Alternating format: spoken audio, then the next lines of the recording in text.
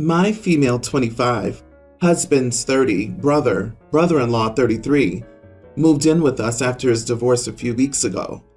The problem I have is that he started barging into the bathroom whenever I was using it. He never knocks or anything. Another thing is that he only does this when it's me in the bathroom, not his brother. I told my husband what I'd noticed, but he laughed it off and called me paranoid. It was embarrassing because his brother would see me exposed, making me uncomfortable. My husband said that he spoke to him and he apologized but did it again. When my husband and I got married, we promised not to have locks or lock each other out of any room, so the bathroom didn't have a lock. I was considering getting it a lock, and I let my husband know that if his brother walked in on me in the bathroom one more time, I would instantly install a lock.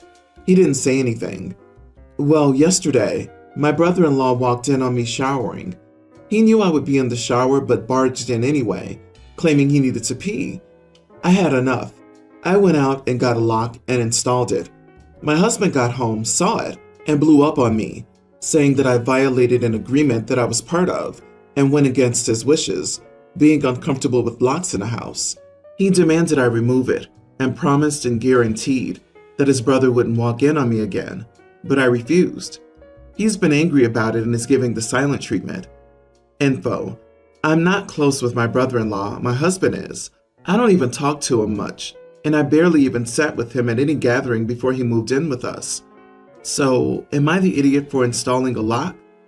Edit: my brother-in-law's divorce ended due to him getting caught cheating with a woman 10 years younger than him.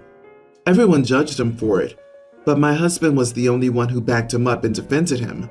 Moreover, he blamed his ex-sister-in-law and called her an idiot just because she was dealing with a difficult pregnancy last year and couldn't, quote, work on fixing the issues in her marriage. Not the idiot. The no locks thing was an agreement between you and your husband. However, when his brother moved in, it wasn't you and your husband anymore. Therefore, the agreement came to a hold. Tell your husband the lock can be removed as soon as his brother moves out. Doesn't it bother you that your husband backed up his cheating brother, who was clearly at fault? And now your husband's defending his brother at your expense? OP, I hope you realize that you not only have a creepy brother-in-law problem, but you also have a husband problem. I can't even imagine any husband thinking it's not creepy that his brother barges in on you while you're naked in the shower. Does everyone have that privilege? Friends, neighbors, or is that only reserved for the males in the family? So bad. Exactly. I'm concerned for your safety. That's not normal behavior from either of them. Violated an agreement? That's ridiculous. Your husband cares about controlling you. That's all. And your brother-in-law is obviously up to no good, and he needs to go. It's not innocent. You're not being paranoid. You are being gaslit by the sounds of it, though. I don't normally advocate for divorce, but maybe you should consider it. Your husband should be making you his #1 priority, period, which means your comfort and safety in your own home. You told him that you would put that lock in if your brother-in-law decided on being a peeping Tom again. So he yelled at the wrong person. He should be yelling at his brother and kicking his idiot self out of your house. Throw him in the bin. Both of them, actually. You should download one app that looks for hidden cameras and scan your house. Something is definitely weird about all of this, and it's not you. Update. Before I provide an update on this situation, it's worth noting that my brother-in-law used to do this with the bedroom too, but at least I'm not always exposed in the bedroom. So my husband came home and I told him the lock would not be removed till his brother left, and his reaction was to try and remove the lock himself and to tell me to quit acting childishly. I did not shout or scream, but packed a bag and went to my mom's house for the next few days until this was resolved somehow. On my way out, I saw my brother-in-law in the driveway smoking. He knew what the argument between my husband and me was about, but instead of stepping up to fix it, he offered to take me to my mom's house, saying that my husband could use some space for me. This made me cry the whole Uber ride to my mom's house. The reason I feel offended is that brother-in-law tends to be hurtful when he talks about others. I did all I could to win his approval, but he thinks less of me and thinks I'm childish, just like my husband says. My brother Tom is divorced and has 2 kids, Kim who's 19 and Liz who's nearly adult. Because our father was a deadbeat, he didn't want to raise us and ran off to avoid his child support obligations.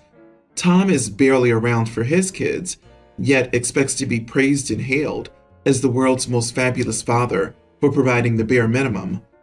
Tom expects his ex-wife, Rose, to schedule all the kids' events, appointments, and constantly remind him of all the kids' events like he's a child himself. Rose will notify Tom weeks before an appointment or event through email and their court-monitored messaging site.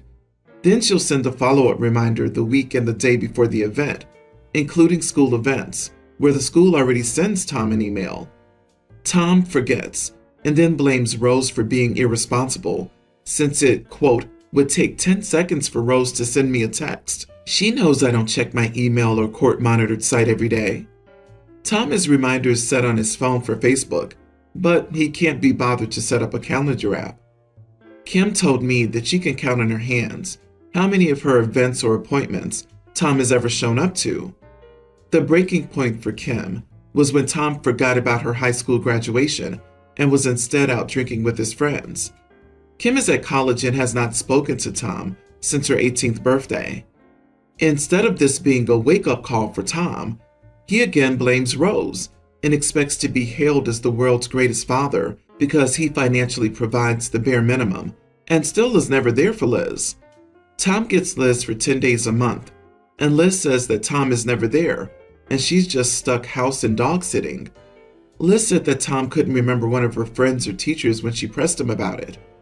While visiting our mother's house, Tom complained because he had not shown up to Liz's driving test, where she got her license, and blamed Rose again. Tom then complained about Liz because, quote, now talking to her is like pulling teeth, and how, quote, she tries to make me feel unloved in my own home. Her mother's turned her into an inconsiderate brat. I was biting my tongue before, but Tom insulting his daughter that way made me see red, so I snapped that, Tom, you're a pathetic excuse for a father. How can you expect people to praise you when you give as few praises about Kim and Liz as our father did for us? Tom screamed his head off, but I left. Several people are calling me an idiot because, unlike me, Tom was old enough to remember when our father left, and I was out of line to throw that trauma in his face, essentially. Also, Tom didn't have someone to model how a father should act. But instead of trying to gently correct him, which I've tried many times in the past, I insulted and used profanity toward Tom. I think everything I said was true and deserved. And no matter what, crappy childhoods don't excuse crappy adult behavior. Am I the idiot? Oh, not the idiot. Ignore those several people. Every time Tom brags about how great he is, call him on it. Every single time. Once he learns that he can't pull this crap in your presence, he'll probably stop. You're acting as though his statements make your blood boil. Your blood should be boiling. While you could have dealt with this better and more tactfully, your brother is an idiot, and sooner or later someone would have said as such to him, probably one of his kids. So maybe it was better that you got the lashback instead of them. Many folks grow up with deadbeat parents, and they become stellar parents, because they very much do not want to be like their own were. They don't want their children to experience things that they did. Just because your dad sucked does not give you a free pass to be like it too. My parents live in the UK, while I live overseas. My cousin 21 also lives in the UK and is pregnant with her first child. Her parents live overseas. However, it is normal in our culture to stay with your parents for the first month or so after you give birth, so they can help with the baby and help you get back on your feet. My dad is her closest relative in the UK, so she asked my parents if she could stay with them after she gave birth, and they agreed. Now, the house is jointly owned by Mom, Dad, and I. There are 2 guest rooms as well as my room, which isn't occupied when I'm not there. The larger guest room is only slightly smaller than my room, but has an ensuite. I go back home every 2 to 3 months and put a lot of money into renovating my room, and there are also lots of baby supplies there for my own infant too. Think cot, a sleep nest, bathtub, car seat, etc. So my cousin is due anytime in the next fortnight, and this week she texted me to tell me she wants to use my room. I told her no. That's my space. It needs to be open for me to travel home. She said it was the nicest of the available rooms, and she needed to be comfortable while recovering from childbirth. Edit. She also said she wants to use my son's cot, car seat, and quote, anything else there is to make my life easier after delivery. So basically, she wants to use my baby supplies instead of making sure she has her own. I said no, she couldn't just help herself to my space and belongings. But then she started having a meltdown at me over text, so I involved my parents. She got her mom involved, and now my aunt is arguing with my dad, saying he's allowing me to bully her pregnant daughter when she has nobody else to defend her, and how my dad should discipline me and be there for his niece. I don't think I'm in the wrong, but they're making such a huge deal. I'm wondering if maybe I am the idiot. She said it was the biggest of the available rooms, except it isn't available. Not the idiot, OP. Hate to say it, but you'll need a firm lock on that room. Your supplies will disappear otherwise. Cousin is an entitled pregnantzilla. First, it's your room. You have no obligation to share it. Second, there are 2 spare rooms she can use. It's not like she has to sleep on a couch. There are other available rooms. Third, she's a guest. She's a poor guest by making demands. Tell the aunt if she's so concerned, she can get her daughter a penthouse suite at the Hilton. If she wanted to be comfortable after childbirth, she would take the room with the ensuite bathroom. She wants to use all your baby furniture and supplies without having to get her own. I would bet she gave her mom some exaggerated story so that your aunt would try to bully you and your parents into letting your cousin have her way. If your aunt is mad, she should make arrangements to take her in. Your cousin is a moocher, and I feel your parents will have a hard time kicking her out once she's well planted. I'd make a surprise trip home for funsies. Also, to change the locks right before leaving and being the only person with that key. You are one of the owners. This is some choosing beggar crap. We live on a block filled with kids, so every now and then, I like to get a bounce house and throw a little backyard party for them. I threw another one last week. I want my sons to have good memories with their neighbor kid friends because they all attend different schools. I told the parents about the party, and that was instead of an invite. I didn't invite the preteen girl who lives next door. Why? My God, she screams over everything. It's not even a scream. It's ear-piercing screeching. I cannot stand it. I can tune out the loud sounds from my boys and their friends, but not that girl screaming. It's like she sees a bug, she screams. She thinks someone is chasing her, and she screams.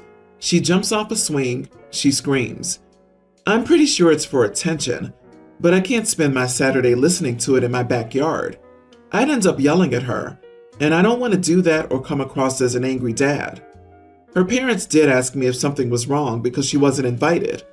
I bluntly told them that I couldn't take that screaming. They said she was no louder than any other kid. No, she's much louder.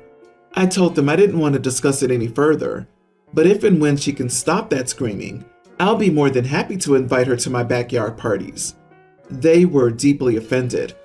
I'm not looking for suggestions to lessen her screaming or possible explanations for her screaming.